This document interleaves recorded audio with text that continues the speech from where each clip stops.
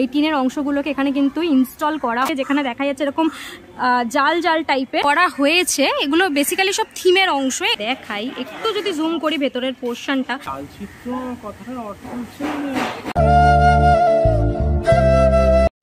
Hello বন্ধুরা, কেমন আছো তোমরা সবাই? আমি আজকে চলে এসেছি তোমাদের জন্য আরও একটা নতুন ভিডিও নিয়ে। আর এই হচ্ছে সদানন্দ রোড।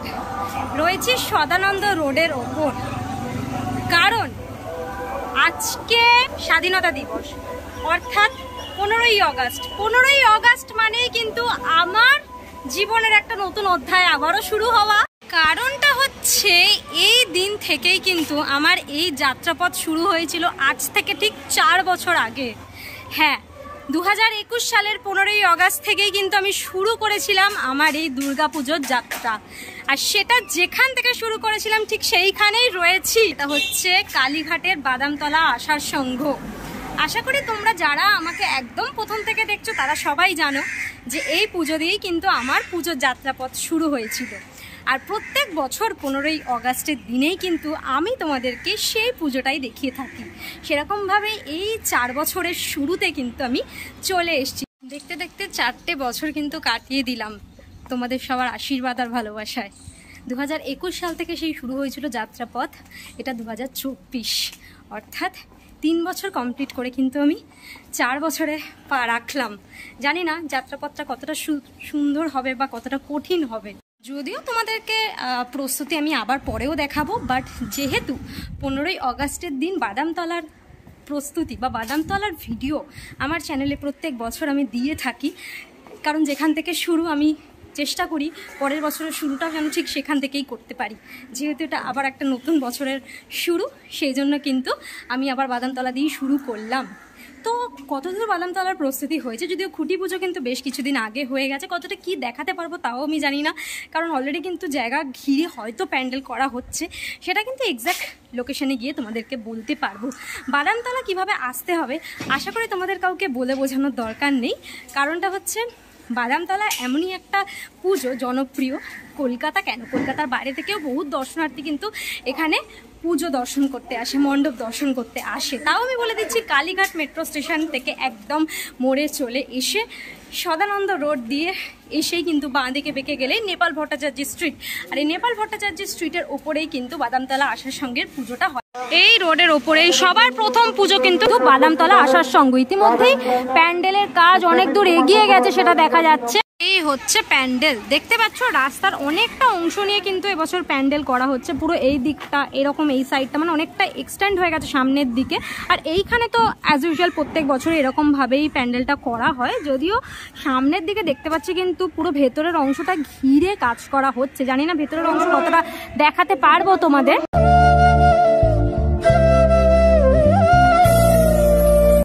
দেখাবো তার আগে কিন্তু এইখানেও কিছুটা অংশ রয়েছে প্যান্ডেলের, সেখানে কিন্তু বেশ কিছু টিনের অংশ দেখতে পাচ্ছি। ইতিমধ্যেই কিন্তু সেগুলোকে তোলা হচ্ছে নিচ থেকে দড়ি দিয়ে বেঁধে বেঁধে, দেখতে পাচ্ছ পরপর কিন্তু এই টিনের অংশগুলোকে এখানে কিন্তু ইনস্টল করা হচ্ছে।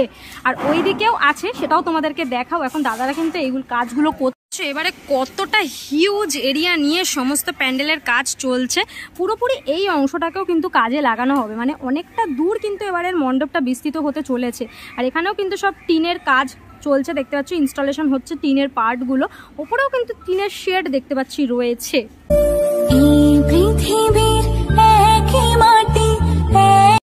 ওই অংশ দিয়ে শুরু হচ্ছে কাজ, তারপরে ভেতরেও বেশ কিছু কাজ রয়েছে। আর এইখানে হচ্ছে মূল মণ্ডপ। মূল মণ্ডপের ভেতরে হয়তো তোমাদের দেখাতে পারবো না, বাট বাইরের অংশেও কিন্তু বেশ কিছু ইনস্টলেশন ইতিমধ্যেই কমপ্লিটের দিকে দেখতে পাচ্ছি। দেখো এই যে অংশটা দেখতে পাচ্ছ, এখানেও কিন্তু এরকম টিন দিয়ে ব্যাপারটাকে করা হয়েছে। এগুলো বেসিক্যালি সব থিমের অংশ। এর ওপরেও বেশ কিছু ইনস্টলেশন হতে পারে বা এটা এরকমও থাকতে পারে, সেটা ধীরে ধীরে যখন সেজে উঠবে তখন বিষয়টা আরও স্পষ্ট হবে।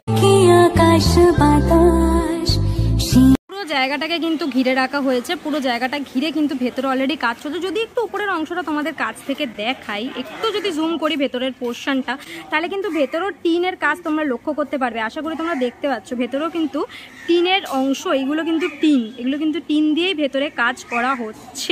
বাদামতলা আশার সঙ্গের এবছরের যেটা উপস্থাপনা, সেটা হচ্ছে উৎসবের চালচিত্রে। শিল্পী প্রদীপ্ত কর্মকারের হাত ধরে কিন্তু সেজে উঠবে এবছরের দুর্গাপুজোর মণ্ডপ। ইতিমধ্যেই তার শুরু কিন্তু হয়ে গেছে। দেখতে পাচ্ছ মণ্ডপের কাজ কিন্তু ইতিমধ্যে অনেক দূর এগিয়ে গেছে। বেসিক্যালি যে থিমের পার্ট সেগুলো কিন্তু মানে যে মেটেরিয়ালিস্টিক ব্যাপারগুলো সেগুলো কিন্তু ইনস্টলেশন স্টার্ট হয়ে গেছে। এই পার্টটা তোমাদেরকে দেখিয়েছি, যদিও এই পার্টের এখনো বেশ কিছু কাজ কিছু শুরু হয়নি, এগুলো শুধু বাঁশের স্ট্রাকচারটাই বাঁধা হয়েছে। এবার একটু এই দিকে দেখায়, যেটা হচ্ছে মূল মণ্ডপের অংশ। ভেতরটা তো দেখাতে পারবো না, বাট এই যে সাইডের অংশগুলো দেখতে পাচ্ছ এখানেও কিন্তু এরকম টিনের মেটেরিয়াল ইউজ করা হয়েছে, যেখানে দেখা যাচ্ছে এরকম জাল জাল টাইপের, মানে এরকম টাইপের কিছু অংশ ইনস্টলেশন। বেসিক্যালি এখানে সবই ম্যাক্সিমামটাই কিন্তু আয়রন মেটেরিয়ালের ইউজেজ দেখতে পাচ্ছ। এরকম একটা আয়রনের এরকম বক্স টাইপের মেটেরিয়াল তো দেখতে পাচ্ছি। যদি একটুখানি ভেতরটাই তোমাদের জুম করে দেখাতে পারি তাহলেও কিন্তু লক্ষ্য করতে পারবে তোমরা, এখানেও কিন্তু ব্যাকগ্রাউন্ডে সব টিনের ইউজেজ হয়েছে। একদম ব্যাকগ্রাউন্ডে আশা করি তোমরা দেখতে পাচ্ছ পরপর কিন্তু এরকম টিনের ইউজ করে করেই কিন্তু ব্যাপারগুলোকে করা হয়েছে।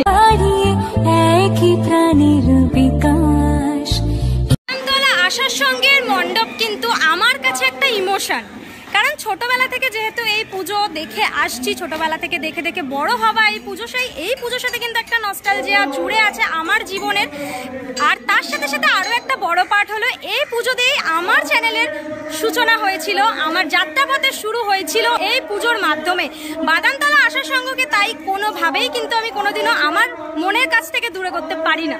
পুজোটা ওপেন রোডের ওপর হয়, তাই জন্য এই যে জায়গাটায় থাকে মাতৃ প্রতিমা, আর দর্শনার্থী কিন্তু ধীরে ধীরে ওখান দিয়ে প্রবেশ করে এখানটা দর্শন করতে করতে ধীরে ধীরে এই রাস্তা দিয়ে বেরিয়ে যায়।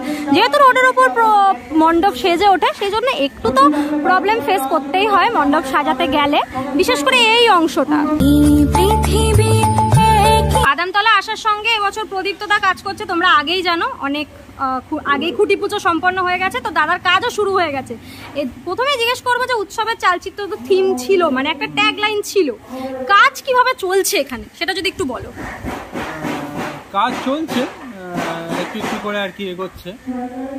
আসলে এখন তো মানে এবারে যে সময় আর কি কাজটা, যে সময় পুজোটা এসছে প্লাস বর্ষাটাও এতটাই পিছিয়ে গেছে, এই টাইমটায় খুব বৃষ্টি হওয়ার একটা প্রবণতা আছে, আর হচ্ছেও, রোজই বৃষ্টি হচ্ছে। তো সেক্ষেত্রে আমার একটা প্লাস পয়েন্ট যে আমি ম্যাক্সিমামটাই আমার কাভার্ড পজিশন, তো অসুবিধা হচ্ছে না, একটু একটু করে আর কি চলছে আর কি। আর এবছর মেন যে মানে প্যান্ডেলটা হচ্ছে তার মেটেরিয়ালটা কি দেখতে পাবো? তার মেটেরিয়াল মানে আমার যে সাবজেক্টটা, সেই সাবজেক্টের সাথে যে মেটেরিয়ালটা আমি ইউজ করছি এটাই যায় আর কি। এটা আমি এমনি আয়রন শিট ইউজ করছি, আয়রন শিট, কর্কের টিন, এই টাইপের মেটেরিয়াল, মানে বেসিক্যালি আয়রন টাইপের মেটেরিয়ালটাই দেখতে পাবো। আয়রনের একটা মানে ওই যেরকম একটা ফিল থাকে না, যে একটা খুব হেভি একটা ফিল থাকে, ওরকম একটা ফিল থাকবে যেহেতু আয়রন আছে। আচ্ছা, চালচিত্র ব্যাপারটা দেখেছিলাম, চালচিত্র মানে চালচিত্রের সাথে আয়রনকে তুমি কিভাবে কম্বাইন করবে ব্যাপারটা? না, অ্যাকচুয়ালি চালচিত্র কথাটার অর্থ হচ্ছে মানে ব্যাকগ্রাউন্ডে আর কি যে জিনিসটা, মানে মায়ের ব্যাকগ্রাউন্ডে এটা থাকে, সেটাই আর কি আমরা চালচিত্র বলি। উৎসবেরও তো একটা চালচিত্র আছে, সেটা অনেক পরিপ্রেক্ষিতে, মানে অনেক রকমভাবে অনেক রকম চালচিত্র আছে।